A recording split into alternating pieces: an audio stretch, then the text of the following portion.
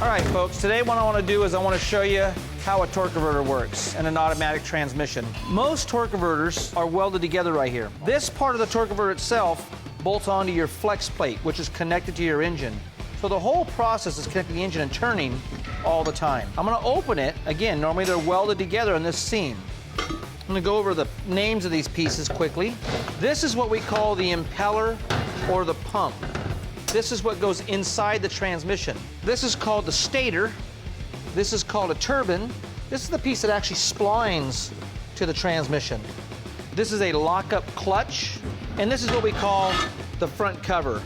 The lockup clutch mates the surface here, and this sits in the back of the crankshaft of the engine.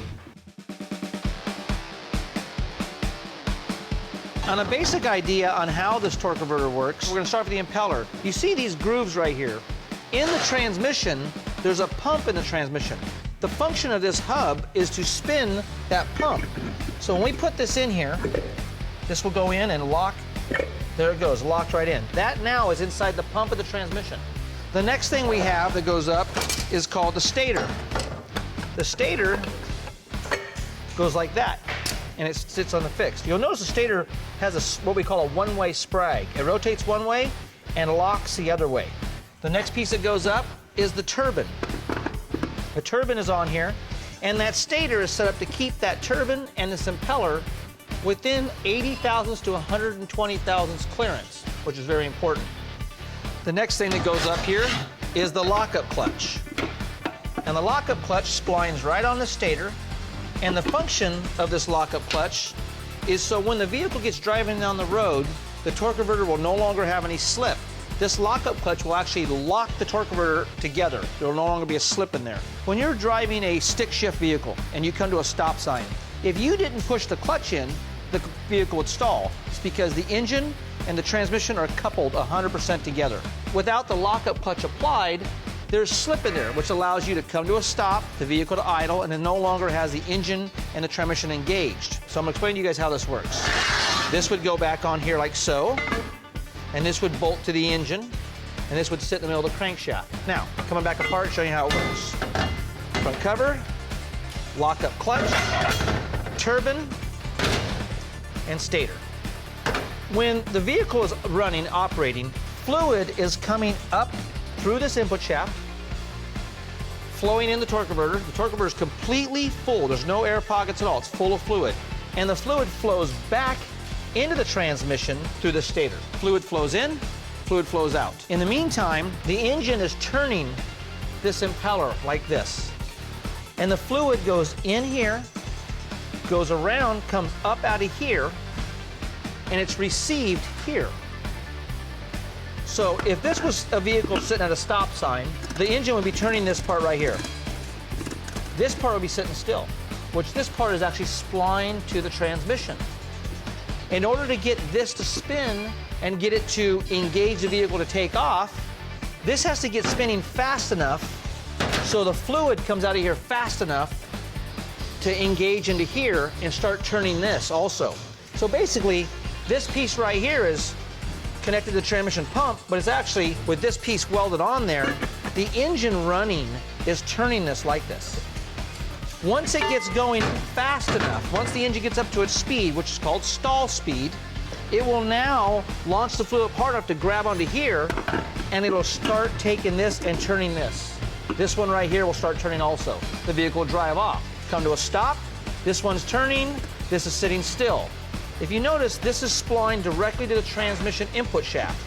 So in order for it to work, this has to get far enough of its stall, overcome the stall, to grab on it to turn it.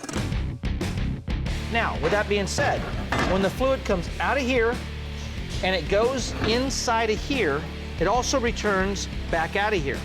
And when it returns back out of here, it comes through here and it goes through these blades. Well, you see these blades are at an angle.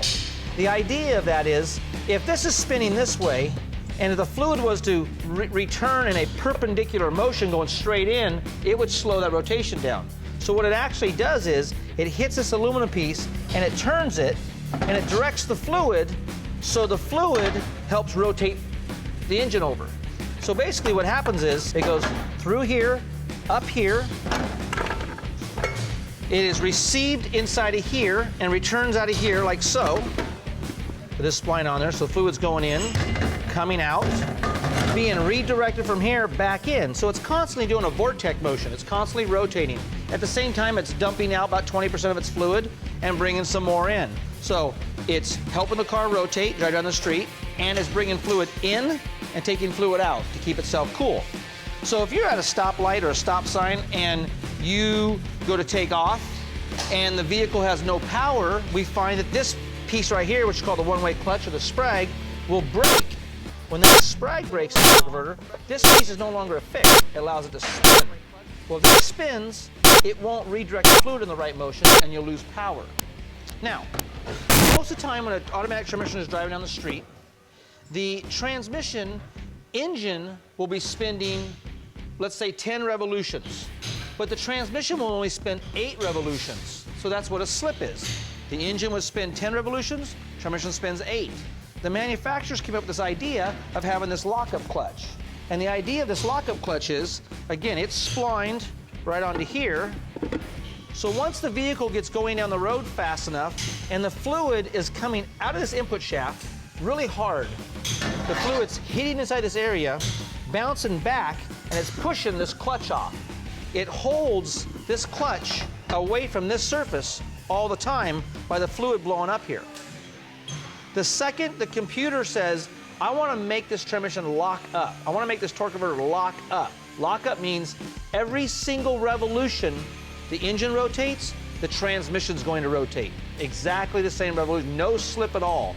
Transmission temperature goes down, fuel mileage goes up. It's just the way to go. So once it gets go down the road, mostly after second gear, the computer will command lockup. It will drop the fluid from coming out of this port right here. No longer fluid comes, so no longer is it hitting here and bouncing back and holding this clutch. This surface now perfectly lands against here. So this clutch is now engaged to here. This piece is welded to there. The torque converter is in a one-to-one state. Nothing slips. Everything is one. In a nutshell, that's what a lockup converter does. Common failures, we see this clutch after time is like a set of brake pads. This clutch will wear out, so the transmission will need to be overhauled because of this clutch coming apart. There's bearings inside the torque converter. The bearings themselves can go bad. We replace every bearing inside the torque converters when we rebuild them. Again, in a nutshell, I want to do this for you real quick so you understand again. Fluid comes in here. Still, the whole converter is full of fluid. The fluid goes from here, up around, comes out here as this is rotating.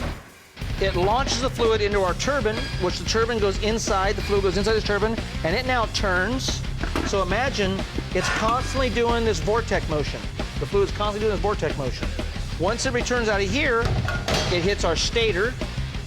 Our stator takes and directs the fluid back into the impeller.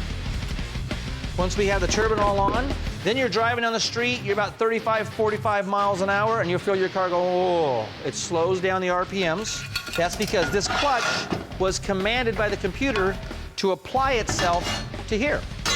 Once it's applied to here, it's zero slip.